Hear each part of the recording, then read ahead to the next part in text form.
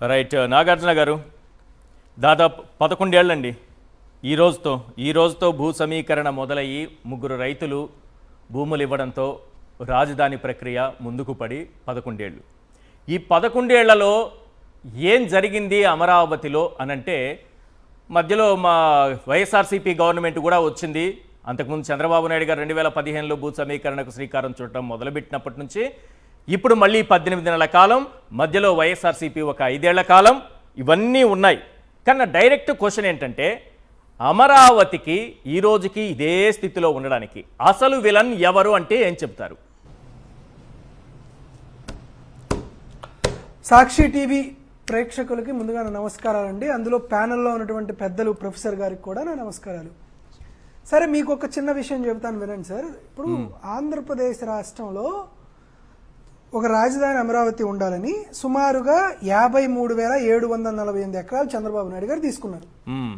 దీనికి సంబంధించి ఒక 26,896 మంది రైతుల దగ్గర నుండి 34,200 ఎకరాలు సేకరించారు. 4,300 ఎకరాలు సమీకరించారు. సమీకరించి చంద్రబాబు నాయుడు గారు ఏం చెప్పారంటే, అయ్యా డిసెంబర్ 8, 2015 ఆ టైం కల్లా అమరావతి సిటీ ఫేజ్ 1 పూర్తి చేస్తామని ఒక జీవో ఇచ్చాడు. ఇది జీవో రొటీన్ నెంబర్ 770. ఈ జీవో ఇచ్చి, అయ్యా నేను సుమారుగా 52,548 కోట్ల రూపాయలు ఫేజ్ 1కి ఖర్చు పెట్టి మీ అందరికీ 63,410 ఫ్లాట్లు మీకు ఇచ్చేస్తాం. దాంట్లో రెసిడెన్షియల్ ఫ్లాట్స్ ఒక 37,000, కమర్షియల్ ఫ్లాట్స్ ఒక 25,000 అన్నారు. చంద్రబాబు నాయుడు గారు దిగిపోయే నాటికి ఆయన ఖర్చు పెట్టింది 410 కోట్లండి. రైతులకి ఇచ్చేటువంటి రిటర్నబుల్ ఫ్లాట్స్కి ఆయన ఖర్చు పెట్టింది 410 కోట్లు. అంటే తను చేసినటువంటి అంచనాలో 2.66% మాత్రమే చంద్రబాబు నాయుడు గారు ఖర్చు పెట్టారు. ఇది చంద్రబాబు నాయుడు గారు తనకు తాను ప్రాధాన్యతగా అమరావతి తప్పితే నాకు ఏమీ లేదు, వేరే ప్రాధాన్యత అని చంద్రబాబు నాయుడు గారి యొక్క కలల ప్రాజెక్టుకి ఆయన 5 ఏళ్లలో ఖర్చు పెట్టినటువంటి డబ్బులు 410 కోట్ల రూపాయలు. ఇప్పుడు చెప్పండి సార్, చంద్రబాబు నాయుడు గారు మోసం చేశారా, అమరావతి రైతుల్ని జగన్మోహన్ రెడ్డి గారు మోసం చేశారా? దాంతో పాటు ఈ ఇచ్చిన రిటర్నబుల్ ఫ్లాట్స్ లో 38,224 అంత అమౌంట్ 400 కోట్లు అటు ఇటుగా విదేశీ యాత్రల మీదనే పెట్టినారు అనేది అప్పుడు వార్తల్లో వచ్చింది. ఇది అమరావతి పేరుతో దాదాపు 14 దేశాలు ఏ దేశంలో ఎలాగ నిర్మించారు ఆ క్యాపిటల్స్ చూసుకొని రావడం కోసం దాదాపు 400 కోట్లు ఖర్చు పెట్టినారని ఇప్పుడు వార్తలు వచ్చినాయి.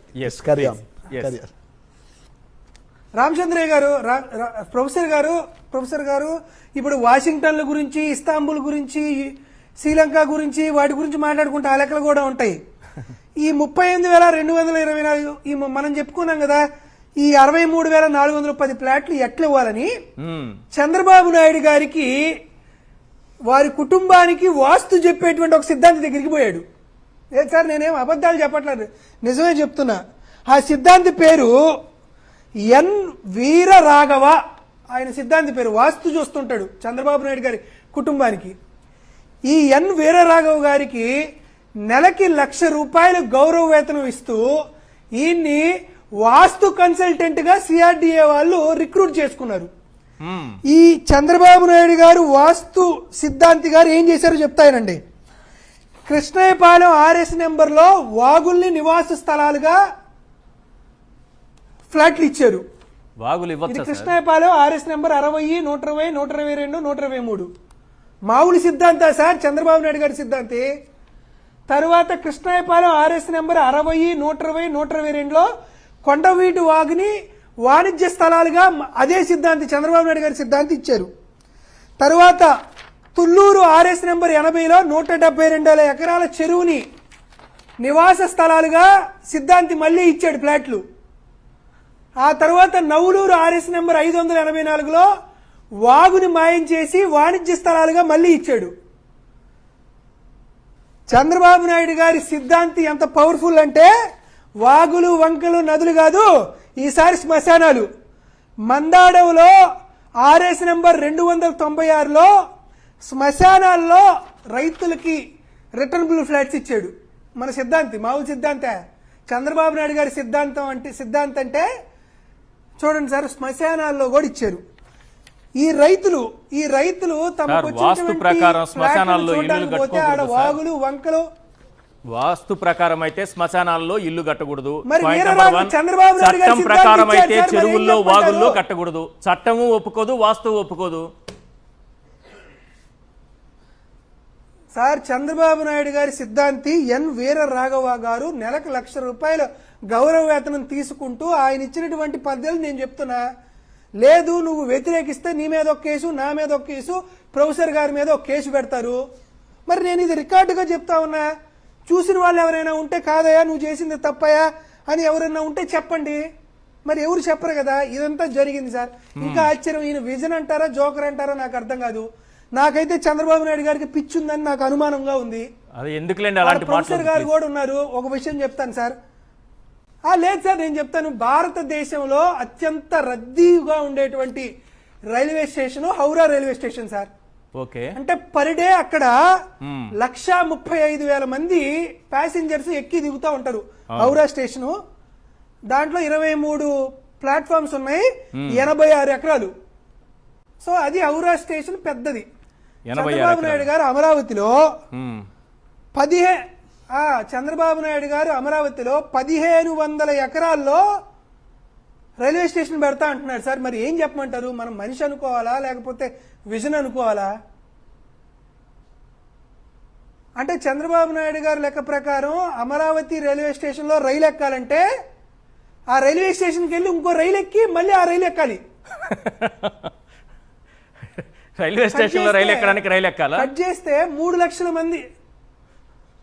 మరి అంతే కదా సార్. మరి 3 లక్షల మంది 2047 కల్లా 3 లక్షల మంది ప్యాసింజర్స్ దిగేటువంటి ఒక రైల్వే స్టేషన్ లో నువ్వు 1,500 ఎకరాల్లో నీకు రైల్వే స్టేషన్ ఉందని అంటే మరి హౌరాలో రోజుకి 12 లక్షల మంది దిగుతారు సార్. మరి వాళ్ళు ఎన్ని ఎకరాలు వేసుకోవాలి? ఇటువంటి పరిస్థితులు తీసుకుంటా ఉంటే మనం ఏం చెప్పాలా? సో ఇటువంటి ఎన్నో రకాలైనటువంటి దోపిడీలు, దౌర్జన్యాలు, దాష్టికాలు వీటన్నిటిలో జరుగుతుంది సార్. మీరు నాకు ఒక టైం ఇస్తే ఒకటి చెప్తాను సార్. చంద్రబాబు నాయుడు గారు ఎందుకంటే మా మీద జగన్మోహన్ రెడ్డి గారి మీద కాస్త విష ప్రచారం చేశారు. అమరావతి అభివృద్ధిని జగన్మోహన్ రెడ్డి గారే అడ్డుకున్నారు అని. ఈ రోజు ఆంధ్రప్రదేశ్ రాష్ట్ర ప్రజలకి ఒక విజ్ఞప్తి చేస్తున్నా. నిజంగా నేను చెప్పిన తర్వాత జగన్మోహన్ రెడ్డి గారే ఎవరు అభివృద్ధి చేశారనేది మీరు చెప్పండి. చంద్రబాబు నాయుడు గారు పెన్షన్లు అంటే భూములు ఇచ్చినటువంటి రైతులకి పెన్షన్లు ఇచ్చారు కదా. చంద్రబాబు నాయుడు గారు భూములు ఇచ్చిన రైతులకి 286 కోట్ల రూపాయలు పెన్షన్ ఇస్తే జగన్మోహన్ రెడ్డి గారు 313 కోట్ల రూపాయలు పెన్షన్ ఇచ్చాడు. చెప్పండి సార్ ఎవరు సార్ అభివృద్ధి చేసింది?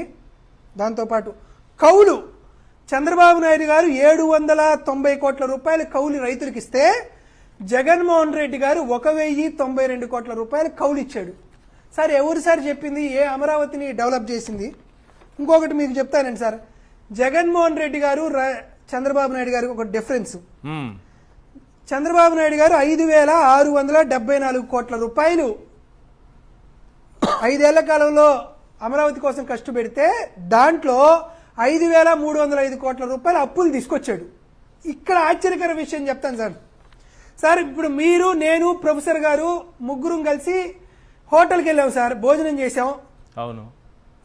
ఆ భోజనానికి అయినటువంటి ఖర్చు నాగార్జున యాదవ్ గా నేను డబ్బులు ఇచ్చా. ఇప్పుడు చెప్పండి సార్, మీ ముగ్గురికి భోజనం పెట్టింది ఎవరు? నాగార్జున యాదవా లేకపోతే పిలిచిన ఈశ్వర్ గారా? మీరే, బిల్ మీదే కాబట్టి మీరు ఖర్చు పెట్టారు కాబట్టి మీదే అది. పిలిచింది మీరు. చంద్రబాబు నాయుడు గారు హట్కో నుంచి సార్ చంద్రబాబు నాయుడు గారు హట్కో నుంచి మాస్టర్ ప్లాన్ రోడ్డు ఇన్ఫ్రాస్ట్రక్చర్ కోసం 1,551 కోట్ల రూపాయలు 9.10% ఇంట్రెస్ట్ తో అప్పు తీసుకొచ్చాడు సార్ చంద్రబాబు నాయుడు గారు. జగన్మోహన్ రెడ్డి గారు హట్కోకి 230 కోట్ల రూపాయలు అసలు కట్టాడు, 643 కోట్ల రూపాయలు అప్పు కట్టాడు. ఇది జగన్మోహన్ రెడ్డి గారు కట్టినటువంటి పరిస్థితి 5 ఏళ్లలో. అమరావతి బాండ్స్ పేరు మీద చంద్రబాబు నాయుడు గారు 2,000 కోట్ల రూపాయలు అప్పు తీసుకొచ్చాడు 10.32% ఇంట్రెస్ట్ తో. జగన్మోహన్ రెడ్డి గారు చంద్రబాబు నాయుడు గారు తీసుకొచ్చినటువంటి అప్పుకి 1,179 కోట్ల రూపాయలు అప్పు కట్టాడు, 300 కోట్ల రూపాయలు అసలు కట్టాడు. దాంతోపాటు బ్యాంకుల కన్సల్టీ నుంచి చంద్రబాబు నాయుడు గారు Yes. 19,955 కోట్ల రూపాయల అప్పు 8% ఇంట్రెస్ట్ తో తీసుకొస్తే Yes. జగన్మోహన్ రెడ్డి గారు 824 కోట్ల రూపాయలు ఇంట్రెస్ట్ జగన్మోహన్ రెడ్డి కట్టారు. అంటే 3,176 కోట్ల రూపాయలు జగన్మోహన్ రెడ్డి గారు అమరావతి కోసం గతంలో ఖర్చు పెట్టాడు సార్. Yes. చంద్రబాబు నాయుడు గారు ఖర్చు పెట్టింది 339 కోట్లే. రైట్. ఎవరు సార్ అమరావతి కోసం ఎక్కువగా అభివృద్ధి చేసి ఎక్కువ ఖర్చు పెట్టింది? ఎందుకు జగన్మోహన్ రెడ్డి గారు ఫైనాన్షియల్ ఫీజిబిలిటీ అమరావతి అవ్వదు అని అంటే చంద్రబాబు నాయుడు గారు 5,335 కోట్ల రూపాయల అప్పు తీసుకొస్తే దానికి 5 ఏళ్లలో మనం కట్టినటువంటి వడ్డీ 2,646 కోట్లు. 5 ఏళ్లలో 5,000 కోట్ల రూపాయలకి మనం కట్టింది 2,646 కోట్ల రూపాయలు in the span of 5 years. Chandrababu Naidu గారు చెప్పినట్లు 1,26,000 కోట్ల రూపాయల అప్పును మనం తీసుకొస్తే రైట్ సార్. దానికి మనం అప్పు కట్టాల్సిందే 70,000 కోట్లు అయింది. Yes. ఇది ఈ రీజన్ తో జగన్మోహన్ రెడ్డి గారు ఇది ఫీజిబుల్ ఉండదు అని చెబితే జగన్మోహన్ రెడ్డి గారి పైన ఎన్ని అపనందనలు వేశారు సార్, ఎంత వికృతమైనటువంటి ప్రచారం చేశారు. Yes. ఈ రోజు నేను నారాయణ గారికి కానీ చంద్రబాబు నాయుడు గారికి కానీ నారా లోకేష్ గారికి కానీ సవాల్ విసురుతున్నాం సాక్షి వేదిక మీద. అమరావతి అభివృద్ధి కోసం చంద్రబాబు నాయుడు గారు పెట్టినటువంటి ఖర్చు ఎంత, జగన్మోహన్ రెడ్డి గారు పెట్టినంత ఖర్చు ఎంత, చంద్రబాబు నాయుడు గారు తెచ్చిన అప్పు ఎంత, దాన్ని తీర్చిన జగన్మోహన్ రెడ్డి గారు తీర్చిన అప్పు ఎంత, కట్టినటువంటి వడ్డీ ఎంతో అనేది ఏ వేదిక మీదైనా కానీ వైఎస్ఆర్ కాంగ్రెస్ పార్టీ సిద్ధంగా ఉంది. Right sir. కాబట్టి ఆంధ్రప్రదేశ్ రాష్ట్ర ప్రజలందరూ ఒకసారి మీరు ఆలోచించండి. కాబట్టి దాన్ని బట్టి వాస్తవాలు ఏందో తెలియజేస్తాం.